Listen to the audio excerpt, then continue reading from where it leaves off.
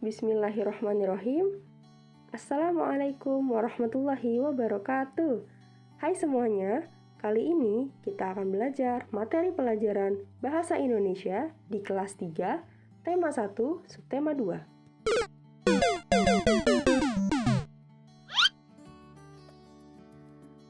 Hari ini kita akan belajar tentang pertumbuhan dan perkembangan manusia.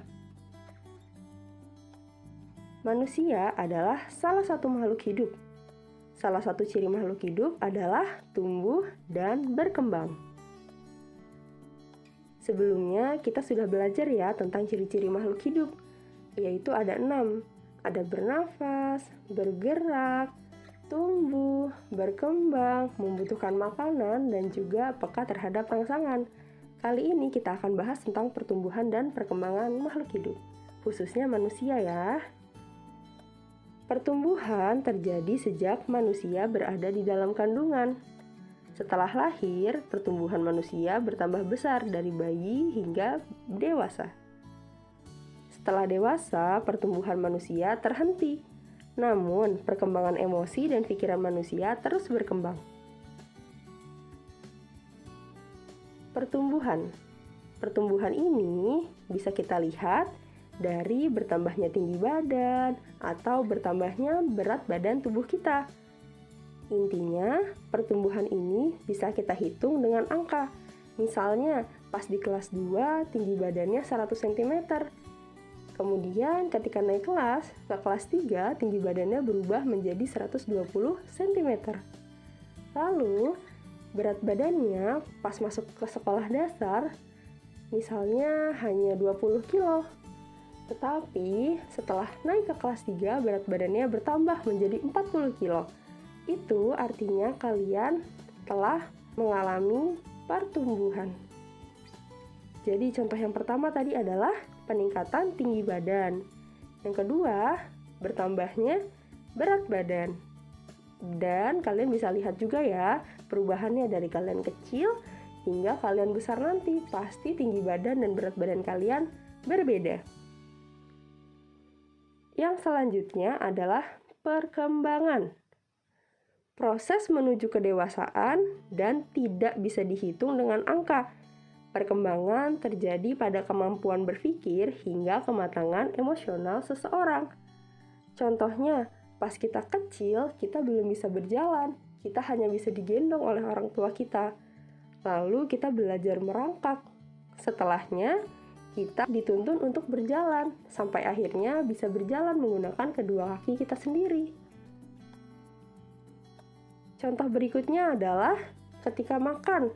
Dulu kita pasti menangis pas masih bayi untuk meminta makan kepada orang tua kita. Namun akhirnya orang tua kita belajar untuk menyuapi kita.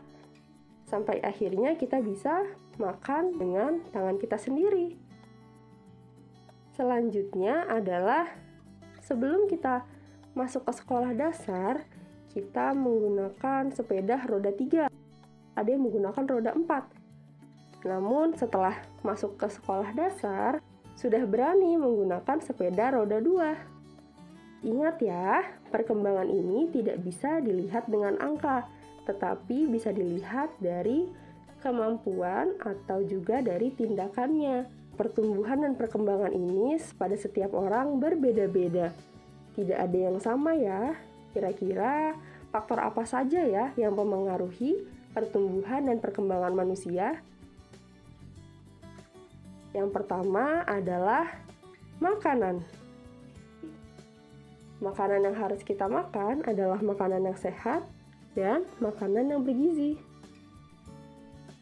Makanan yang sehat adalah makanan yang mengandung gizi atau zat-zat penting yang dibutuhkan oleh tubuh. Misalnya ada lemak. Lemak dibutuhkan tubuh sebagai cadangan makanan. Protein dibutuhkan tubuh sebagai zat pembangun atau zat pengganti sel-sel tubuh yang rusak. Kemudian ada vitamin dan mineral yang berfungsi sebagai zat kekebalan tubuh kita. Jadi tubuh kita bisa terhindar dari penyakit. Selanjutnya ada karbohidrat. Karbohidrat berfungsi sebagai zat tenaga atau sumber energi. Kita coba lihat ya, ada makanan apa saja sih yang termasuk bergizi? Yang pertama adalah makanan pokok. Terdiri dari nasi, sagu, roti, jagung, kentang, ubi, dan masih banyak yang lainnya ya. Makanan pokok biasanya mengandung karbohidrat. Karbohidrat adalah zat tenaga atau sumber energi bagi tubuh kita. Tanpa karbohidrat, tubuh kita pasti akan merasa letih, lesu, dan tidak bertenaga. Selanjutnya adalah lauk pauk. Lauk pauk terdiri dari ikan, daging, tahu, tempe, telur, cumi, dan masih banyak yang lainnya. Protein ini berfungsi sebagai zat pembangun atau pengganti sel-sel tubuh kita yang rusak. Protein terdiri dari dua jenis. Ada protein hewani dan ada protein nabati. Kalau protein hewani berasal dari hewan-hewan. Contohnya seperti ikan, daging, telur, susu, keju, cumi, dan masih banyak yang lainnya ya. Kalau protein nabati adalah protein yang berasal dari tumbuh-tumbuhan. Contohnya seperti tahu dan tempe ya, yang berasal dari kacang kedelai. Selanjutnya adalah sayur. Sayur ini banyak banget ya jenisnya. Contohnya ada bayam, kangkung, wortel, sawi, brokoli. Wah, masih banyak banget deh sayur. Sayur ini mengandung vitamin dan mineral. Fungsinya untuk meningkatkan kekebalan tubuh kita. Tujuannya agar tubuh kita tidak mudah terserang penyakit. Kemudian ada buah. Buah juga mengandung vitamin dan mineral ya. Contohnya ada pepaya, mangga, pisang, jambu, dan masih banyak buah-buah lainnya ya. Diingat, vitamin dan mineral berfungsi untuk meningkatkan kekebalan tubuh kita. Selanjutnya adalah susu. Susu juga memiliki dua jenis. Ada yang susu hewan dan juga ada susu yang berasal dari tumbuh-tumbuhan.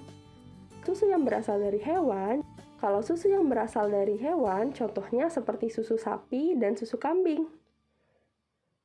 Kalau susu yang berasal dari tumbuhan, contohnya seperti susu almond, susu hazelnut, susu kedelai, dan berbagai macam jenis susu yang berasal dari kacang-kacangan ya. Susu ini mengandung vitamin, mineral, dan protein yang sangat baik untuk pertumbuhan dan juga menjaga kekuatan tulang kita. Jadi, makanan bergizi itu memiliki banyak sekali manfaat. Yang pertama adalah zat karbohidrat sebagai energi, kemudian protein sebagai zat pembangun dan juga pengganti sel-sel tubuh kita yang rusak. Ada juga mineral dan protein, ada juga vitamin dan mineral yang berfungsi sebagai zat yang menjaga kekebalan tubuh kita. Dan yang terakhir, bisa juga sebagai zat pertumbuhan dan juga menjaga tulang kita agar tetap kuat. Makanan harus bergizi dan juga sehat. Makanan yang sehat misalnya selalu dicuci sebelum kita makan. Dan juga biasakan untuk membeli makanannya di tempat-tempat yang bersih ya. Selain makanan, ada beberapa hal juga nih yang dapat membantu pertumbuhan dan perkembangan manusia. Yang pertama adalah istirahat yang cukup. Yang kedua, berolahraga secara teratur. Dan yang terakhir adalah faktor genetik atau faktor yang berasal dari keturunan. Sekian materi hari ini. Terima kasih bagi yang sudah mendengarkan dan menyimak video ini ya. Ibu ucapkan terima kasih dan wassalamualaikum warahmatullahi wabarakatuh.